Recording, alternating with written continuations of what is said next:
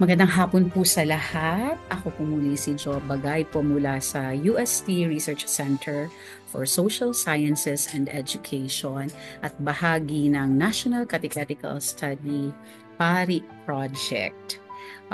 SEED, CMW, no? Yung ating Synodality, Enriching Evangelization Design, Catechetical Module Making Workshops. So ngayong hapon po ay atin nang ibibigay yung ating catechetical commendation, yung ating Certificate of Participation para sa lahat ng dumalo noong ating on-site workshop para sa mga katekista ng Diocese of San Pablo.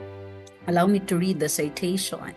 The National Catechetical Study NCS 2021 Pastoral Action Research and Intervention PARI Project Extension, Synodality, Enriching Evangelization Design, Catechetical Module Making Workshops present the Certificate of Participation to Agnes D. Tabuena for actively participating in the two-day on-site National Catechetical Study NCS 2021 Pastoral Action Research and Intervention or PARI project, Synodality Enriching Evangelization Design or SEED, Catechetical Module Making Workshops, CMW with Diocese of San Pablo Catechists held on November 25, 2024 at St. Joseph Hall, Colegio de San Juan de Letran, Calamba, organized with the Religious Education Mission and Identity Division of the Colegio de San Juan de Letran, Calamba. Signed, Professor Clarence M. Batan, PhD, Principal Investigator or Project Implementer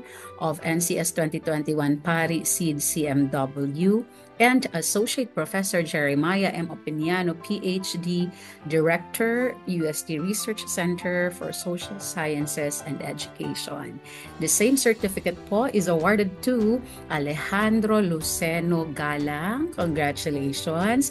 Alicia M. Javier, congrats Ma'am Alice. Alita A. Dedicatoria, congratulations po. Annalisa Labiaga, congratulations. Bernardita A. Mabansag, congrats po sa inyo. Isa pang Bernardita J. Ramos, congratulations. Conchita E. Villamin, congratulations po. Glenda C. Valeroso, congratulations. Imelda Desalisa Grino, congratulations po. The same certificate is awarded to Irene Panghulan Papa. Congrats po sa inyo. Jerry L. De Ocampo, congratulations. Josefina D. Oidem, congrats po. Lutgarda C. Kempis, congratulations. Maria Lourdes M. Isleta, congrats po sa inyo. Maria Teresa E. Marbella, congratulations. Isa pang Maria Teresa M. Mantiza, congratulations. Marinel Garcia Molon, congrats po. Marites G. Yi, congratulations. Mildred F. Cherivias, congratulations. Noemi J. Salgado, congratulations. Rachilda Isalar, congrats po sa inyo. Riza G. Alfonso, congratulations. Rodina D. Año Nuevo, congrats po. Rolando T. Beroya, congratulations. Rosalie S. Nocum, congrats po. Rosalinda M. Gupit, congratulations. Severa Panganiban Karaig, congratulations. And of course, Sister Jessica C. Bueno MCST, congratulations Sister. Teresa S. Chavez, congrats po. Zenaida A. Delen, congratulations. Maraming salamat po sa inyong lahat. At muli, congratulations po. Salamat at kayo ay nakasama namin sa panghuling salang ng ating workshops para dito sa NCS 2021 PARI SEED CMW project. Congratulations po muli. At bilang paalala po, ang ating module writing workshops ay may mga gabay po ito para sa ating expected catechetical outputs. So nakita namin at nababasa natin sa GC na talagang excited nang magsulat ang lahat sapagkat nagpa-follow up na. Mamaya po ay i-orient. Bibigyan tayo ng orientation ni Mertel. Natatandaan niyo po, yung isa sa mahusay nating research assistant, i-orient po tayo ni Mertel. Magkakaroon tayo ng walkthrough no po sa ating gagamiting template para sa expected catechetical output, para sa ganuan hindi na tayo mahirapan dahil gagabayan na tayo ng mga template sa ating pagsusulat.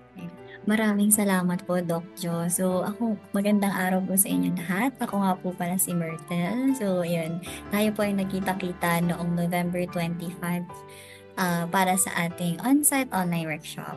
So, kamusta na po kayo? Sana ay nasa maayos po kayo na kalagayan. So, katulad po ng sinabi ni Doc Jo kanina, bibigyan ko lang po ngayon ng overview para doon po sa mga eco templates na meron po tayo na gagamitin po natin sa paggawa po ng inyong kanya-kanyang mga module. So, naalala nyo po sa GC natin, meron po akong sinend na Google Drive link. So, nandun po yung mga files na pinresent po namin during the workshop. So, pwede nyo po yun gamitin, tignan, at gagabayan po kayo nito sa pagsulat ng inyong mga modules. So, dito po may makikita po tayo na 01 templates. So, punta lang po tayo dyan at makikita nyo po yung eco templates ng bawat libro. So, 7 din po ito. So, ayan po. Ito, meron po tayong eco template para sa mga katikistang tulang pananaliksik. Meron din po tayo sa katikisismo kay San Jose. Meron din po tayo sa Katekista Hermanos Tuas. At meron din po tayo sa Katekista Findings and Insights, Katekistang Agapay Alagad, Catechetical Modules, at Katekistang Malikhain. So, ito po yung mga templates na pwede nyo pong sundan sa paggawa nyo ng module. So, pipili po kayo ng isang libro na pwede nyo pong gamitin ang pinaka-template. So, magbabase po ito sa kung ano pong mapag-uusapan po ng inyong mga parokya na gusto nyo pong i-topic. So, meron po itong tatlong parte o iba't ibang bahagi. Una po ay ang socio-demographic profile. So, dito po, ayan, lalagay lang po yung paksa, title, parokya, diocese, at ang mga pangalan po ng bawat miyembro.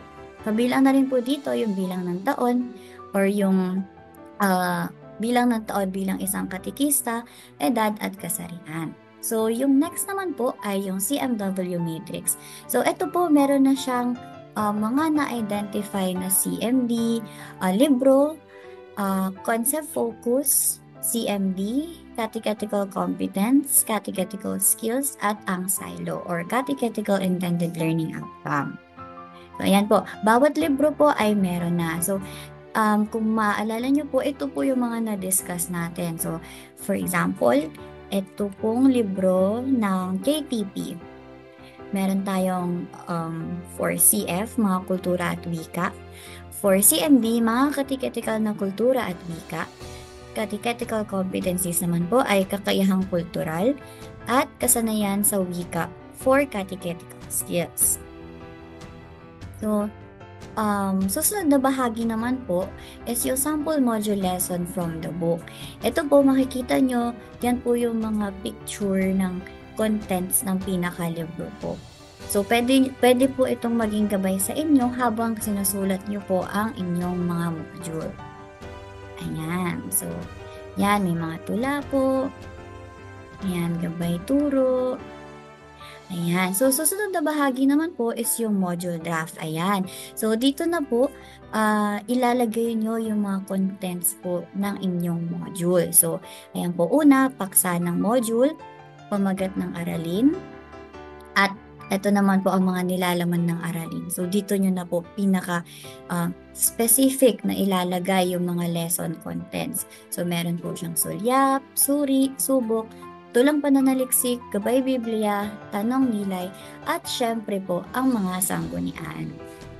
So, ayun lamang po. Lahat po ng libro ay may iba't ibang CMW matrix. Depende po ito sa kung paano sinulat ang specific na libro na po na yun. So, mamimili na lang po kayo at ang inyong parokya kung ano po ang gusto nyong gamitin na framing. So, yun lamang po. Sana po ay nabigyan ko po kayo ng maayos na overview at good luck po. God bless po sa pagsusulat niyo ng inyong mga echo or modules. Yun lamang po, maraming salamat. Sa muli po, maraming salamat sa inyo and congratulations mga magigiting na katikista ng Diocese of San Pablo.